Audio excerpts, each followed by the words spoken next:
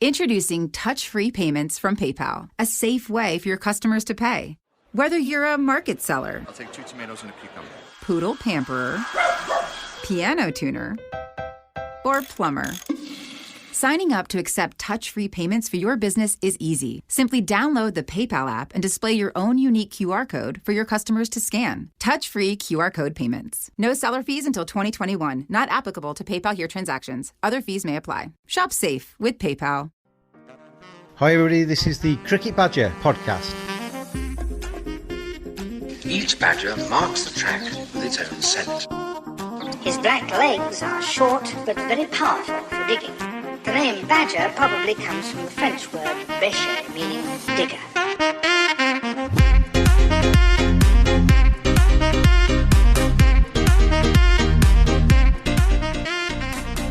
Hello everybody, welcome along. It's another edition of the Cricket Badger podcast, and as always, I am James taking you through this one. Thank you very much to moonrisecricket.co.uk for their sponsorship of the podcast at the moment and through the IPL. But for today and for this edition, we are looking at county cricket, something very dear to my heart and also very dear to my guest's heart as well. Sam Dalling is joining me from the cricket paper, the Cricketer Mag, and he's also written for some national press as well. Sam, welcome along to the Cricket Badger podcast. Good morning, James. Yeah, thank you very much for having me. It's delightful to be here. As we were chatting beforehand, but long-time listener, and my passion is really in county cricket, and the IPL stuff is going to be exciting. You've got your work cut out there, but yeah, talk county cricket. I'm very excited. And it's been a very strange summer, hasn't it, for everybody in all different kinds of ways. But for sport, it was a worrying time early on in the season. Well, we didn't have an early season, did we, at all, with COVID-19 and lockdowns and what have you? And I actually thought, Sam, at one stage that we weren't going to see a ball bowled in the English season at all, and we've got far more than that in the end. Yeah, it really has been an odd one. I mean, no one could have predicted this at the turn of the year, and from a cricketing perspective, it happened. The sides were just gearing up. I think Derbyshire were abroad. One or two other counties were abroad, and pre-season was going well, and they were just about to have those first games, and suddenly it all got taken away, and all but a couple of the sides were on furlough. I think Lancashire and Surrey kept their playing stuff going, but of course the nature of that scheme is there's no work kind of drops away, there's no communication, so the players were just left to fend for themselves. And from chatting to a few of them, doing some interviews over the course of the summer, I think a lot of them were very much of a similar mind. They didn't think they'd get any cricket, so to actually be able to get back out on the park, albeit it's been a truncated season, particularly the Bob Willis Trophy being just 5 group games, but they're just very grateful to be out there and playing cricket. And to use a cliche, you don't know what you've got till it's gone. And I think people that once county cricket was taken away from people, whether it's players, coaches, fans, refreshing cricket info throughout the summer, I think we're all just glad to have it back. In a way, it was quite a nice lesson from that respect, wasn't it? Because I think a lot of the players I spoke to as well, it was either a case of we're not going to get anything, or it might be just the T20 blast at the end of the season if we're lucky. But to get the Bob Willis Trophy as well has kept the Red Bull cricketers happy too. But that gap during lockdown where people were up in the air and spending time with families and doing other things, recharged the batteries a little bit. But like you say, just got people realising, how important cricket was to them. And that was players, spectators alike, wasn't it? Yeah, I think so. It's a really tough one, In the grand scheme of things, of course, of what's going on in the world, cricket and sport matters very little. But then at the same time, it also matters so much to many people. It's not just a sport, it's a livelihood. And for these, or for the fans, it's a way of, a bit of escapism, of getting away from the real world, if you like. And the players, most of them, almost all I've ever spoken to, feel so privileged to be doing essentially what is a hobby as their job. But at the same time, county cricket can be a long, hard slog, particularly if you're away. If you're in the England team, or if you're on the fringes of an England team, or going away to play abroad, while it's brilliant, you very rarely get time to recharge your batteries, as you say, and spend time at home. And I know a lot of them were really appreciative of being able to go back and spend time with family and be around. Most of the time they're just not around in the summer. So while it was unusual, I think it was a good chance to reflection and, like we all have in the world, get our priorities straight. And I know they were, speaking to everyone, they were all chomping at the bit to get back out there. Once they were training, there was a kind of a renewed vigour, so to speak. I think coaches were having to, particularly fast bowlers and managing workloads, they were having to rein people in. Quite right. In terms of COVID, it was far more serious than just cricket. But I say just cricket, you work to live, don't you? Things like your cricket, your football, you're going to the cinema, all of those social things that we were denied during lockdown and still are in some capacities. They're the cherries on top that make life worth living, aren't they, really? And, not having cricket was a big miss for a lot of people, I think. But obviously, I mean, going back through the season and how the ECB got things going, I mean, I don't think that's to be underestimated, the amount of work that they had, because they are cricket administrators. They're not scientists. They're not bio-bubble experts. They are not COVID experts. Nobody really was at the start of this year. So they had an awful lot on their plate, and I think they can be massively applauded for the efforts they put in to get something going along in terms of a domestic cricket season. Yeah, absolutely. And it's so easy to knock the ECB. I know people do it, and there are reasons, like with any organisation, to give constructive criticism. But like you say, you have to take your hats off to them. This is all. The whole thing is new to everybody, and to suddenly devise a new format in the Bob Willis Trophy, to work out the stuff that we. Even now, I don't even appreciate it. All the minutiae of detail of sanitising everything, of how players are going to come into contact with each other. They've been asking to open up dressing rooms or opening up long rooms so that players have bigger dressing rooms, and one-way systems involved, and work out how to give people access to the ground. There was just so much to think of, none of which is really, in particular, anyone's job, because this was so new. Everyone's thinking on their feet, and so they do have to take credit for putting together a wonderful tournament that looks like you've got to take positives out of every situation, and it looks like moving forward next year this conference setup has got some legs, and of course we've got the cherry of a Lord's final at the end of it. There's been some great things that have come out of this season, and had it been cancelled completely, we wouldn't have had that.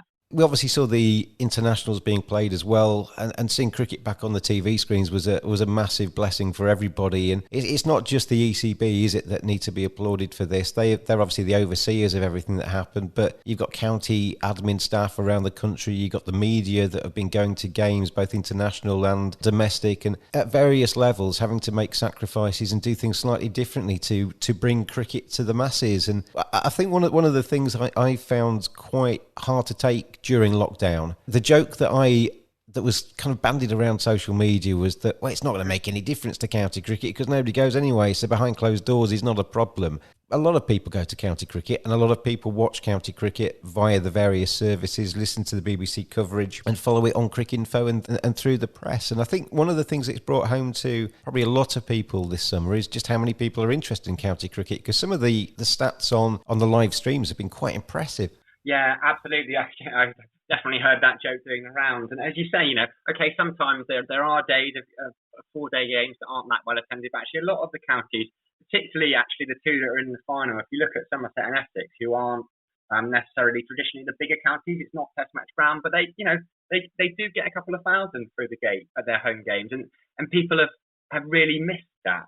It's been I've got a good friend who's an Essex fan, and I've caught up with him in a socially distanced manner after a couple of games I've been there to their games, and he kind of goes around spotting these kind of lost members, as he calls them, wandering around the city in their Essex shirts, not really knowing what to do with their time. So it brings people together. It's such a big part of people's lives, and as you say, great credit to the people at the club. The live streaming service that almost every county's got it going, and some are of course better than others. Some have been working on it for longer than others, but again, we have to remember that these people are often doing things that aren't really in their job. They're learning new skills, and they're just trying to bring us any kind of form of live cricket that we can. So the numbers, as you say, have been phenomenal. The way that it's covered in social media, I think it shows it also appeals to all ages as well. This social media element of stuff. Some of the club's Twitter accounts and the kind of banter, for want of a better word, between them is brilliant, and it's engaging the younger people, and the people behind that are doing a wonderful job. And sometimes you forget these people aren't actually always at the games. So because of the way the biosecure environment is, a lot of the time for away games, you've got the social media managers actually just manning the fort from their front rooms, but still keeping it all going. And that's quite an effort. When I was the media manager at Yorkshire, I used to get people phoning me up and saying, "Can I speak to somebody in your press department?" And I just go, "Yeah, it's me," because I don't think people actually realise how few people actually work behind the scenes on a full-time basis at county cricket clubs, and they do a sterling job. There's a lot of work, and it's long hours at times during match days and things like that. So massive applause to everybody involved in getting the county season up and running. Want to get your game the very best it can be? The future of coaching Talk to a Pro. 30-minute video conversation, video analysis from players at the top of their game, video shout-outs, get a personalised message from a pro. Great for birthdays, congratulations messages, a prank or a simple hello. Visit moonrisesports.com or go to Moonrise Sports on Facebook, Instagram and Twitter. Moonrise Cricket, let's play.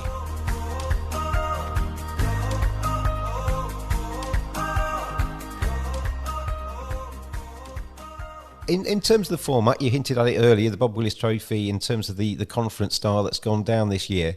If you'd asked me last winter, would you prefer two divisions or would you like a conference style? I'd have gone with two divisions. But after seeing how it's worked this time around, I actually really like this three conference structure. And, if that's fleshed out and it's home and away, and, I've got a theory as well, which I'll run past you in just a second. But I quite like it. I think this has got definite legs and it's something that they can take into the future. I'm with you, actually. I'm a big fan. Like, sometimes we're reluctant we have a kind of reluctance to accept change, but actually this one's almost been forced upon us. We haven't had a choice. And the way it's worked, depending on how they move, I know if they keep the 14 games, I think it's key to keep those 14 first-class games or more.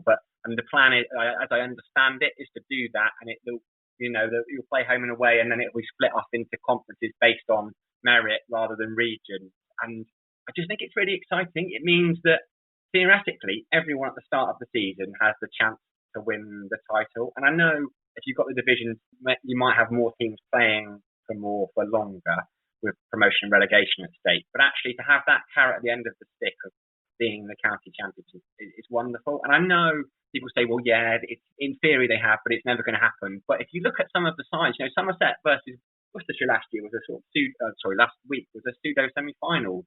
Worcestershire was second bottom of the county championship last year, and I think they won one of their last 11 games. Yet there they were pushing Somerset all the way. Like, they've done remarkably. And in the North Group, I know you're a Yorkshire fan, and Derbyshire up there have been a real surprise package. So, of course, the better sides the cream will rise to the crop, as we've seen with the two finalists last year's 1 and 2. But still, I really enjoy it. And if it means teams get to play different teams and there's a bit more kind of excitement around it, then yeah, I'm all for it. And that's good for supporters as well. If you're a supporter of Derbyshire and you go into the season knowing that if everything goes really good here, if we really compete here, we can actually get to a Lord's final in the county championship, and we can lift the county championship rather than hopes of maybe promotion to the first division and then finding that season difficult, etc. Yeah, that's something there, everybody, isn't it? It's not just the players, it's not just the clubs, but I think having everybody involved in this and a chance to win it is really crucial. And I wonder if it will also benefit the English game in terms of the strength and depth. I think it will. There's a financial element, of course, but we look at sides like Leicestershire, who traditionally have players it's really frustrating for them because they bring these players through, but then they have to poach because they want to go and play Division 1 cricket, and rightly so. They want to break. Every player's aspiration is to play Test cricket, and they want to break into that level. But actually, if everyone's on a level playing field at the start, depending on how it works, you might be actually more inclined as a player to stay with your county rather than move on to that Division 1-2 split isn't necessarily there, and so all of the sides might get a little bit stronger rather than it being concentrated at the very top end. In a way, it actually helps some of the smaller clubs, doesn't it? Because the kind of feedback line to somebody that scored 1,500 runs in Division 2 and is being tipped as an England player is always, well, they're only second division runs, so until we see them in the first division, it doesn't count. And then that, as you say, it kind of encourages that player to then move to a Test match ground or try and find a first division team so they can then impress again. And then by the time they've done all that, they're 2 years further down the line, aren't they, in their careers? And whereas in this respect, somebody playing for Leicestershire who scores 1,500 runs, arguably you could say those 1,500 runs are more important because he's playing in a weaker side, in inverted commas, and he stood up to the task. Yeah, quite. No, I completely agree. It's as you say, there's so much value placed on the weight of Division 1 performances versus Division 2. And actually, that's not... Sometimes it is the case. Yeah, sometimes the better players are in Division 1, but equally there'd be some really talented cricketers in Division 2 that might, as you say, get a look in because all runs and wickets are suddenly equal. My view on how it should work, and you can pick holes in this as you like, Sam, but I quite like the regional bit to start with. It means that supporters don't have so far to travel. You know who you're going to play early on. You can plan your early summer. and geographically it's cheaper for the clubs, and that's not to be underestimated. An extra 10 quid saved on petrol for the coach or something like that is not to be sniffed at in COVID times when money's going to be tight. And then I like to then see it flipped into an order of merit kind of structure towards the second half of the season. But the way I'd do it, I'd have the top 2 from each of the regions going into the top division. And you'd play half the season in regions, and then you'd play the second half of the season for the trophy, effectively. The comeback there is, well, surely then Divisions 2 and Division 3 in the second half of the season don't matter. But if you actually had it so that, say, the top 2 in the first division qualified, like the IPL structure's done, where the number 1 and number 2 play that first game, and the winner goes right through to the final. The loser in that top final goes then to play the winner of the third versus fourth, and then they get a second bite at the cherry because they've earned that second bite because they've finished so high in the league. So if you had, say, the 2 in the top division were in that sort of situation, then the winners of Divisions 2 and Division 3 have a stunning second half of the season. They get a second bite at the cherry, but with slightly harder route to the final as a result of that. So then all 3 of those divisions in the second half of the season matter, and still everybody can still win the Bob Willis Trophy or whatever it will be called in its new incarnation, even if you have a poor first half of the season. Yeah, it's an interesting one. That's not one I've heard before, but actually, I think that's the difficulty. I think that's what they're going to have to try and work out, is how you keep, once you split up on a merit base. I completely see the regionalised. It's a tough one, but the regionalised, keeping it that way, as you say, you have more local derbies, so you're going to get bigger crowds, and the finances are huge. And if Somerset are playing at Gloucestershire, suddenly, rather than Durham, you might save 4 nights in a hotel, which for 20 staff members, that's quite big money in the context of county cricket, if the players can go up and down. But it's what happens in that second part is going to be the key to keep everyone's hopes alive. And it's an interesting one. I haven't thought about it. I don't know if they were planning on doing it, prize, by incentivizing it through prize money. That was my one thought in terms of if you were to have the original groups almost seeded rather than regional, that would be the way of keeping the second half. So your performance on the second half of the season once you split off into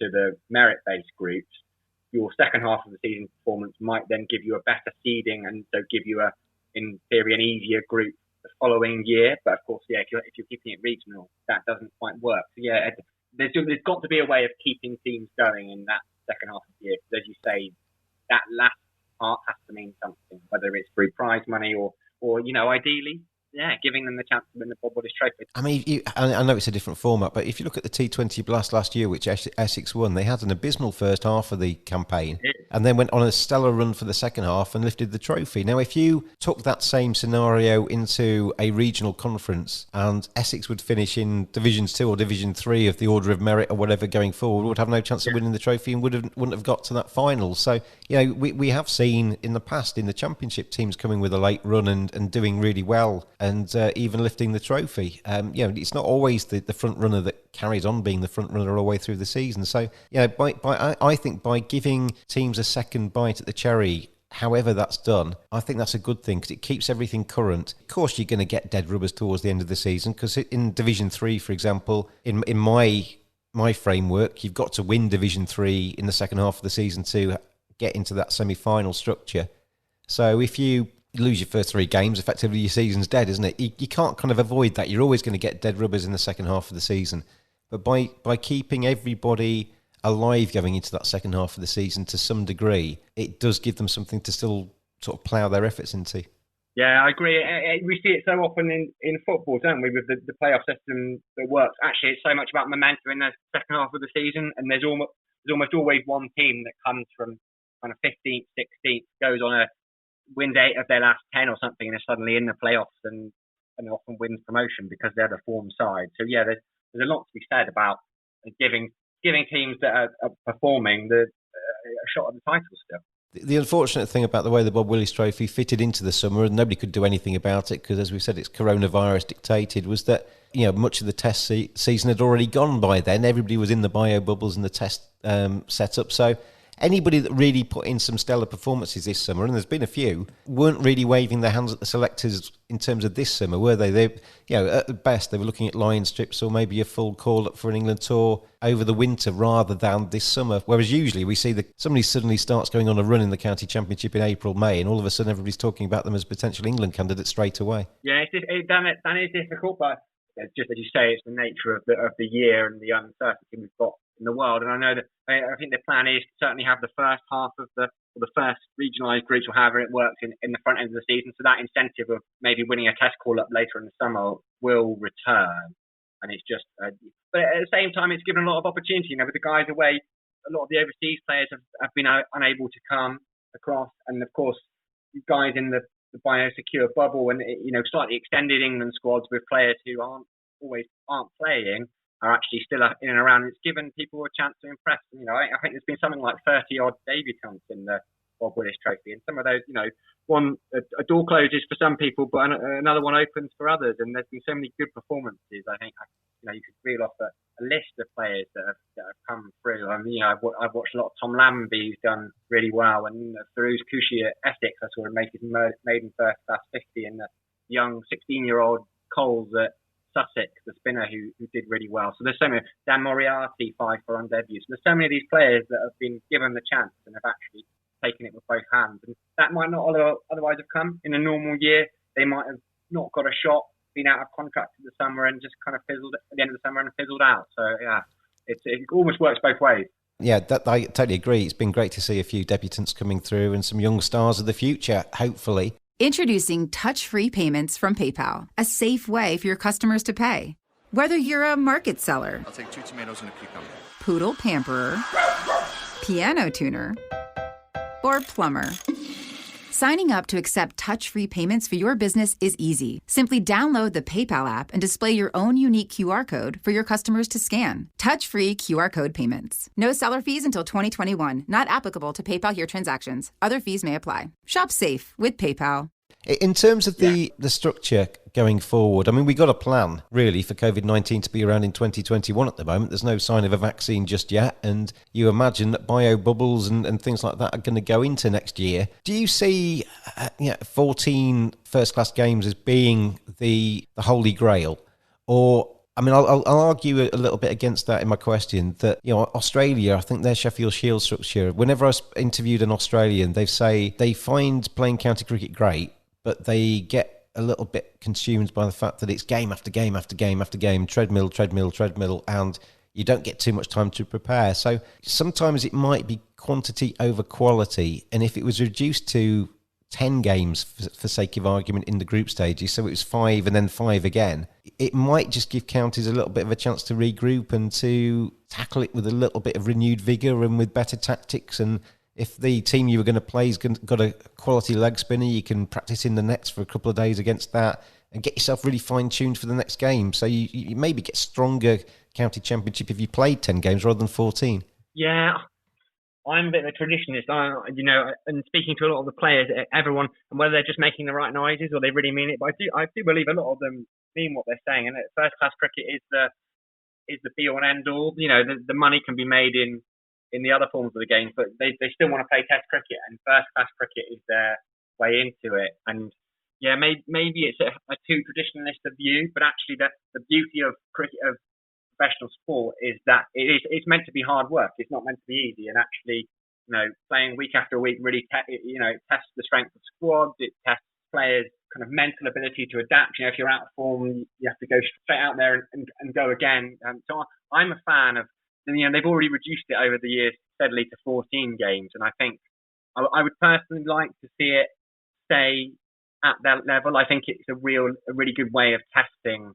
You get true champions that way. I think everyone plays everyone twice in the division, or however it works, and you can really see who is the best side over a period of time, which you might not always get otherwise. But it's a difficult one, and as you say, again, finances might dictate it. Some going the way of a lot of sides playing almost completely different squads for white ball stuff and red ball stuff. People were specialising, but actually whether that's going to be available, the budgets and tightened squads might be smaller. So there might be an element of having to look after the players well, particularly the bowlers, a little bit more. But personally, I've been count myself very lucky to have been able to go to all 5 rounds of Bob Willis Trophy, and I would happily go to another 9 rounds if there was that opportunity. I just think it's a great spectacle. It's a great social event. Me and my friends are actually almost prefer it going to see friends, go along the whole day, catch up, watch some cricket. It's a much more relaxed feel. So, it's a difficult one. As with anything in life, we're always striving to find balance. You're never going to please all the people all the time, I don't think.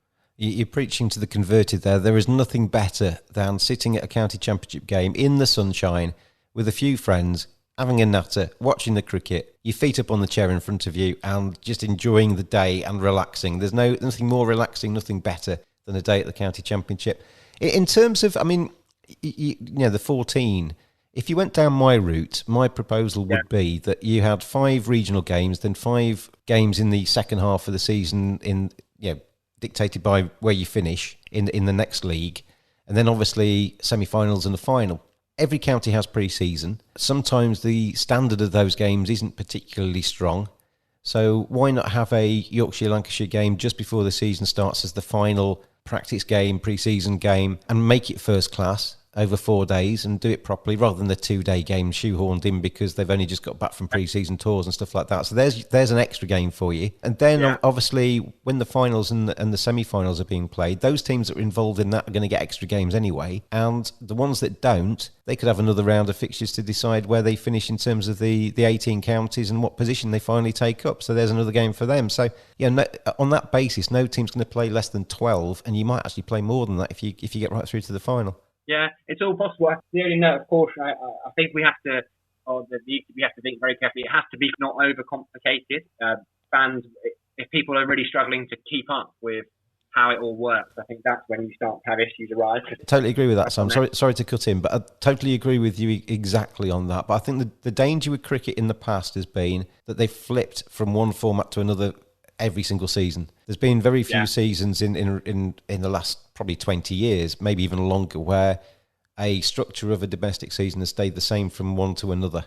Even now they're bringing in the 100, or they're changing something, or suddenly something goes from regional to group or knockout or whatever. If they do this, and if they change the Bob Willis Trophy, however they settle on this format, then they need to do it for the next 10 years at least. They need to set it in stone and play it and play it and play it, because I always think with the ECB, what they've done is they've introduced a new format of competition. It hasn't quite worked necessarily in the first year, and they've given up on it and thought, right, let's do something else. Well, if your research and if your committees and your brains trust that set up that competition in the first place was to be trusted, then stick with it and go onwards with it. And if you did that, however complicated the Bob Willis Trophy would be in future years, people would get their heads around it in the end, because they would learn to understand it, 'cause it's been the same for the last 5 years and it's going to be the same for the next 5. The danger with it is if you flip from one format to another and you change from regional, then it goes back to 2 divisions, then it goes, and they can't decide, and then nobody knows where they are. Yeah, I agree. We do have to, as you said, there's been so much tinkering with it all. Every year something changes, and actually I'm fully on board with that. However we settle, you're not going to please everyone. Everyone's always going to have their view, but I think they need to come up with a plan and go, okay, this is what we're going to do. And as you say, we're going to stick with it for 5 years. We're going to give it time to develop. I think that's fair on the players as well. You have to have a bit of structure and a bit of certainty about what you're going to be doing and how it's going to work. And I think that's how it will take a few years as well to shake out. To like we talked a bit earlier about how it might even the gap between Division 1 and Division 2 as we have it now. That won't happen immediately. We can't do that. We can't do 1 year of it and then say, oh, actually, the Division 2 teams are all down right at the bottom and are miles away. Because naturally they will be, because the way the resources are at the moment. So it's really important to give it that proper chance, the chance to breathe. And that's how I think we might get that more even spread of talent across the counties. I do agree. It's got to be a project, something we invest time.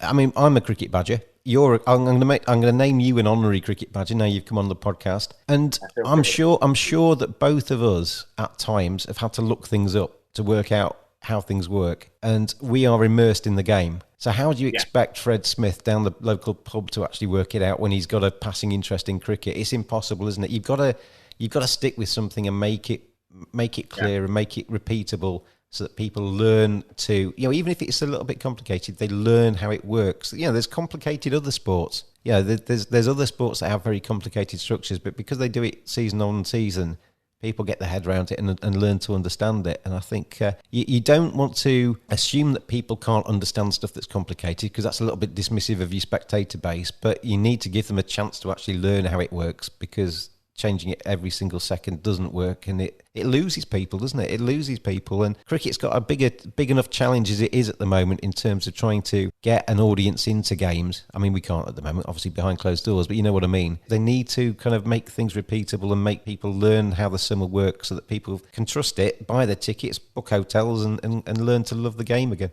Yeah. But there's also, I think that I completely agree, but there has to be that element of it being accessible also from the off. So I have to think about it, and I'm also guilty of it. But if I'm writing an article, if in the opening paragraph there's a word that people have to look up, all of a sudden you've lost your audience, because people don't necessarily have the time or the patience to deal with that, and that's no slate on them. That's on me for not conveying it properly, for trying to be too fancy. And actually, when you're setting up the competition and working out how it's going to look, there has to be an element of, as you say, I mean, Fred Smith or whoever you said, who doesn't have an interest in cricket. This is a really key time because there's a chance to really pull in a new wave of fans, and there's a big appetite for cricket. And when they'd sell this Lord's final out, I'm sure, if fans were able to go in. So it's really important to not alienate people at this key time. We have something that people can say, oh, okay,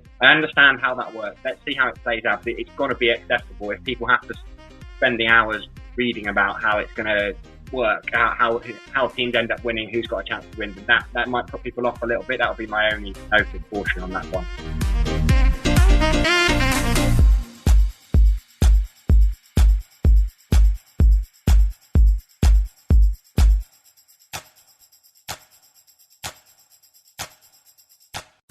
Okay, so work's done and you're craving something spicy and salty. I know.